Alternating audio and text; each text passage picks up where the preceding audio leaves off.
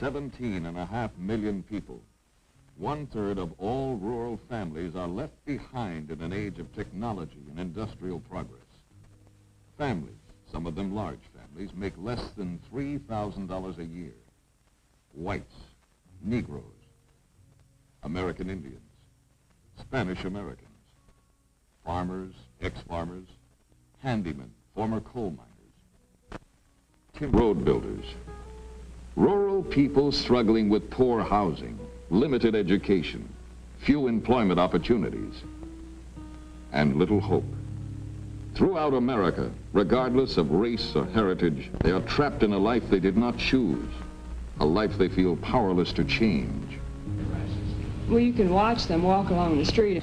They're bent over with their arms crossed frequently, looking down, walking usually slowly. You don't see any quickness or brightness in their step. They just have a defeated look and a look of hopelessness. I just do labor work and got no education. And just labor work's all I have to hunt for. Well, it could be a whole lot done in the way of improvement. It could stand a whole lot more improving than furnishing now. It's actually it could stand some better than I years got.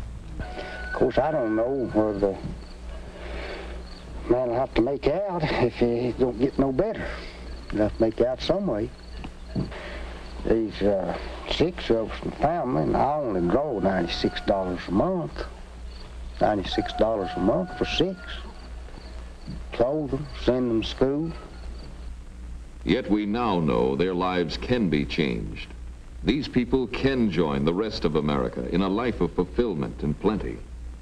But improvement can only come when all segments of the population join together in an effort dedicated to providing opportunities for these people. Not more welfare checks, but opportunity, so they can use their own willingness and ability to become self-sufficient citizens. For example, it is difficult for a small farmer like this one to get along in the fast-moving world around him. His gross income for the previous year was $3,500. Out of that, $3,000 had to be put back into farming, leaving $500 for his own use. He and his wife struggled with no running water, no plow of their own, low-lying wet land and fields full of rocks. They have some cows, but no money for the right kind of feed. As a result, the cows cannot produce as well as they should, and the farmer's income drops still lower. His chosen way of life becomes more and more difficult to maintain. He is ambitious, proud of the farm buildings that he built himself, sorry to have to owe money for necessities, and distressed at the prospect of losing his farm. I know if I get the right amount of help, assistance on this farm, I know I could make a go of it, could make ends meet, and if I can't stay here, I would have to lose it. I surely wouldn't know what else to do, because I've done no other work in farming. I've been here all my life, and I sure would like to stay here. When farmers leave, it affects the entire area. At one time, there was large families living here. They made their living over the farm by farming the small fields. They raised their own vegetables in their own gardens. But it seems like that is all gone. It slipped away from us. If we could help them just a little to live in these small communities and make a home here, we think it would be of great benefit to our cities and also our rural areas. The loss of this type of farm, the family farm, has been a great disaster to our particular part of the world here. It has taken the people away from us. Our little communities, our towns have lost the trade and the business. The people have lost and the soil has lost. It's a losing proposition, and our whole philosophy of life out here, the family farm, is being destroyed. Some communities are seeking ways to help the farmers and keep them on the land. We've had a demonstration farm program in connection with our work to help improve on livestock and on having better crops and in building up the soil and various forms of conservation. But we have moved more to the project method in order to suggest ways in which our people can at least supplement their income. One of the things that we are trying to do is to carry on work at our sorghum mill. Here people raise cane and then bring it to the mill for processing. This is a project in which we have been able to get the people to take much of the initiative. We have provided some leadership, however. We have a full-time director of economic development in our program. The purpose of this project, this sorghum project, is to help the people of this area to help themselves. What we are really trying to do is to help really two classes of people, those farmers who would bring cane in to the mill, and also to help those who might be able to work here at the mill. One of the firm convictions that we do have about our mountain people is that they do want to help themselves if given an opportunity. It doesn't necessarily have to be a sorghum project, but we feel one of the most important things is that local communities organize themselves and attempt to work at helping themselves together rather than depending on someone else to come in from the outside and furnish all the resources in terms of leadership and finances. It'll mean most when local communities can organize themselves and develop projects together. But industry is only part of the answer. Sometimes a relatively small improvement can mean the difference between success and failure. The most important thing is, in this valley of ours here, is the water. Without water, we cannot do anything. Every year, the people of this farming community put up a brush dam in an effort to get water for their crops. But every year, the dam washed away in the floods. Many people got discouraged, left their farms, and moved away. Those who remained refused to be defeated. This time, they worked with the state and federal governments and received technical help and some equipment. The people worked without any pay to build the new dam, and it has outlasted the floods.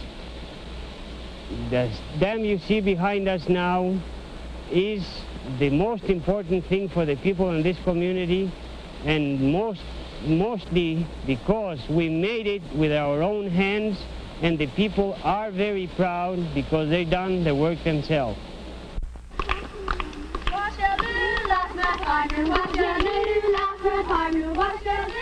Rural poverty involves more than the specific problems of farmers. Its effects are widespread. Children are especially hard hit. By nature, full of life, exuberant, eager to learn, children are crushed by poverty. Hunger, malnutrition, and disease often stifle these young lives before they have a chance to develop. They're undernourished, malnourished rather. They get worms. Now, it's a pitiful thing to say, but 80 out of 100 children in some of these schools have parasitosis, which means worms. It's common knowledge that literally thousands of children go to school each day and go throughout the day with anything to eat because they do not have lunchroom money. Well, I would love to see them have a hot lunch, for one thing. Now, and their stuff out of a can, you know, and pour it out. And the children entering many others. They had no breakfast before leaving home. But this school found a way to give them a hot meal early in the morning. The cafeteria staff is paid by the regular school lunch program, and the extra food is provided by the federal government. As a result, the children no longer have fainting spells, nor do they sit through a long day of classes on an empty stomach. What about the child who comes from an inadequate home where he gets no encouragement from his parents, where he doesn't have enough to wear, he doesn't have enough to eat, he comes to school hungry, he comes to school without having any experience in the past with books, anyone at home to help him? The attitude of the family is that of frustration and despair.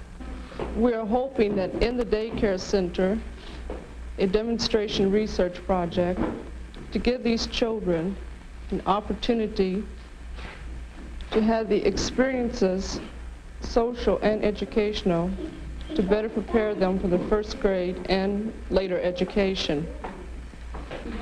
These children of this particular area, without this experience, would be spending most of their time in the homes which are not equipped to give them the type of advantages which we are at the daycare center. It is our hope that by giving these children preschool experience, they will be ready for learning when they do enter the first grade. The Meadowbrook Daycare Center has been in operation now a little over a year. We recognize the fact that a lot of our young boys and girls in the grammar grades were staying home to take care of children. So therefore we were interested in providing some type of supervised care for these children.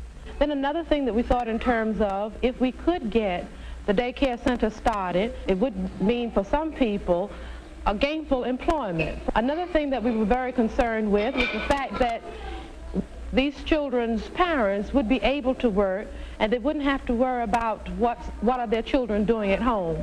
Another thing is the fact that other communities in their county are interested in trying to provide some type of supervised care for the children. I think the problem of basic education for our children is a critical one, and one that we don't really see the total picture on. The schools can't do the whole job. With the kids in school, it gets pretty hard. When they run out of clothes, we have 9. One is my oldest boy.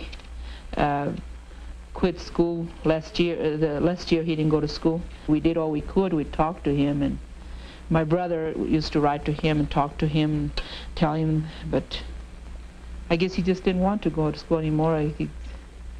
He said that he never did have what he needed most of the time, and that when it got to where he had to pay for those current events and things like that, that all the other kids would pay for him, and he was the only one that would be without paying, and it used to embarrass him and things like that. Well, maybe that's what actually got him to where he didn't even want to study anymore.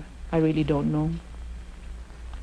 We do occasionally have a few who cannot make out in the public school. They are so far behind from not having attended school regularly in their own homes that they are too frustrated to learn in the public school. They feel they can't do it, and as a result, their behavior is difficult, and the teachers find it very difficult to teach them. For these children, we have a special class here on our campus where they can hopefully receive the kind of individual attention they can use to get a new attitude toward learning and an interest in learning which they haven't had before. These children at the present time are all teenagers working about on a 3rd or 4th grade level. In the 3 weeks that I have worked with them, I've gotten to know, of course, more about them and can see what difference there is between a child here in the hills who has had a rough home environment to one who would be in another state or another area.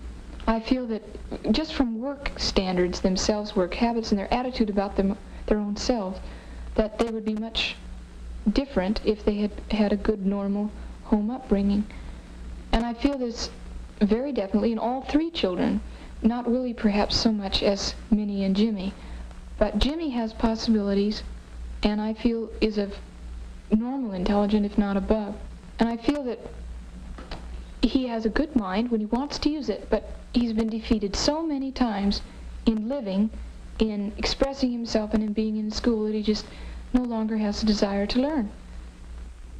Suppose that he does make the effort to learn and succeeds. What then? Will there be a job for him and for many others like him? We need help, work. That's all we ask, just a job. Yeah, I'd like to work. I'd like my husband to have a steady job, and that way we could get along better. When industry and government work together, These people can be trained to work well in new jobs. Sequoia carpet mills became a dream in the minds of several of us, a dream that had a purpose, and that purpose was to provide the opportunity for employment for people such as these here in this room, who without this or other industrial opportunity would not have a job. There were many obstacles to overcome in the establishing of a new industry in an area that had never had any experience in textiles.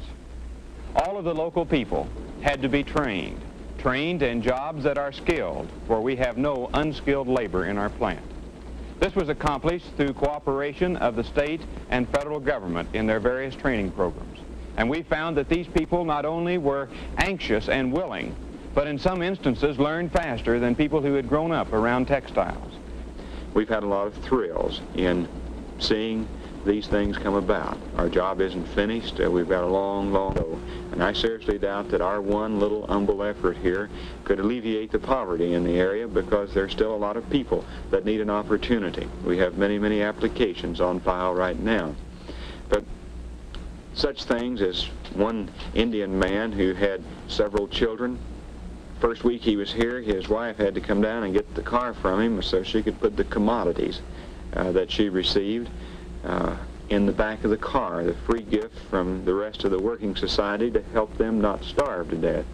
This is a program that I'm sure is very beneficial, and we're not criticizing it at all, but a person receiving something without giving something in return does not have the self-respect that they need to really be a good American citizen. At our grand opening, we saw a little boy dash under the rope that we'd set out, and this boy's father had been the man that had given the keys to his car to get the commodities the first week he had been there. Well, this little boy, about 4 or 5 years old, ran under the rope and pointed at his father and said in a great big loud voice, "That's my daddy." And all of us that knew the story of this particular man got tears in our eyes, because that boy could point with pride that that's my daddy there doing a good day's work and getting an honest day's pay for it. Even with a job, a man may have to return at night to a dilapidated, crowded shack where his incentive and determination can slowly ebb away. I think the most immediate and the most drastic need in this territory, especially in this county, is housing. The houses in this county, 99% of the residences are frame, and they're from 20 to 35 to 40 years old. They have been patched and cobbled up until they don't look too bad from the outside as you pass, but they actually fall into pieces. 95% of the homes have outside toilets, no water facilities. A few have water run into the house, and they simply pipe it out on the ground. Well, I've heard a lot of tales, like so-and-so lives up in the hollow and doesn't have any running water and no lights and likes it. That's a bunch of Tommy rot. He doesn't like it. Would you like it? These people found a way to do something about it. With a government loan only sufficient to buy materials, this family set about repairing their house themselves. It is not an easy job after working a long day on their farm, but they are succeeding because of their powerful desire for something better. My husband and I were so worried about getting our house fixed for this winter. And then we started worrying how we would be able to go on with the house. We didn't have any material to work on it. And my husband couldn't do anything about it. He had to work to support the family, and while he was working, he couldn't do anything here. Well, anyway, we found out from somebody that we could have a loan. So I talked with my husband, and we finally decided to go and see about it. And I don't know what we had done with our home if it hadn't been for help for us, and we hadn't had that loan. I put all this paneling and ceilings and plastering inside, outside. I guess by December I'm going to be ready with it. I hope so. So I do all my best in my house for my family to live better. This is only one family among millions. These people were fortunate enough to be able to get help. But such assistance should be available to all who need it. Massive programs must be launched. Programs that consider the fact that impoverished communities can contribute only a small part of the necessary funds. The people of each community must get to know each other, understand each other, and finally, act together. It seems to me that this is what we've got to do. Any county that is really interested has got to bring together a good, strong basis of public support. Not only a few interested persons. There's got to be representation from boards of county commissioners, from city governors, from all of the agencies that are concerned, schools, community colleges, industrial education centers, welfare and health agencies, employment service. And there's also got to be representation, involvement, participation by leaders in the communities where the people live that most need help. We've got to understand how these people look on life, what they see as the barriers to their finding jobs, finding opportunities for themselves and their children. Hayter's Gap, a mountain community in Washington County, Virginia. A community like many others, where a few men became concerned and anxious to do something for their town. The important thing was to unify the people who were scattered throughout the area. Seizing upon the idea of a community club, they held their first meeting. A meeting that included about 70 members of the community itself and people from all the government branches in the county. One thing was stressed: everyone had to be involved. To do this, they launched a number of programs, particularly in the field of recreation, baseball games in the afternoon and picnics in the evening. But money was needed for these projects. To raise it, they set up a lunch stand in a donated garage, and rotating groups of volunteers from the community operated it on weekends. Now the community wanted to broaden the scope of its projects, involve the whole county, do more to help the people. To accomplish this, the director of the program wrote a letter asking for help. The letter arrived at the United States Department of Agriculture in Washington, and almost immediately the townspeople had some help. They learned of the Office of Economic Opportunity and were able to present their plans. As a result, they received a grant of approximately $67,000 to develop programs to combat poverty in the county. One of the most successful of these is the home visitation program. One young man, only 19 years old, works with high school dropouts and others. I meet them in the homes, on the streets, and in many particular places, and peculiar places too. As I meet the dropouts and talk with them, gain their confidence, I try to persuade them to go to either technical school or back to high school maybe. In doing this, I take them to technical school, let them talk to authority there, let them explain things, such as the classes, the courses, how long to last. And with this, they become interested in this.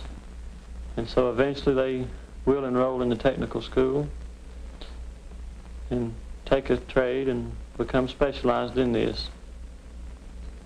The thing that I'm particularly interested in is the illiterate people, especially the young illiterate people. In this rural area of ours, there are many that can't read or write, and without this, they are just lost. Therefore, I spend a great deal of time and put forth a little more effort each day to help these people to learn this, reading and writing, so as they can go to school and take their place in this everyday world. Another worker in the home visitation program is a woman who is moving around the community with an intelligent attitude, presenting the programs in a new way to the people she meets. As I have gone into the homes of these underprivileged people and talked with them about their problems and explained our program to them It is amazing to see the expressions on their faces. Some believe, some say, this is too good to be true, while others say, when did this happen? Where can I go to apply for this program? In explaining this program to the people, I always emphasize the fact that one must get himself qualified in order to get and hold a job. We are having group meetings in order to open doors and decide where our future is going to be. I am hoping that our county can be surveyed in terms of better job opportunities and employment needs for qualified people. Washington, one example of a community in action. Federal government stands ready to help all rural communities in their fight against poverty. But the communities themselves must take the initiative, organize and prepare programs to eradicate poverty. The framework and the means exist for a creative partnership between government and local leadership.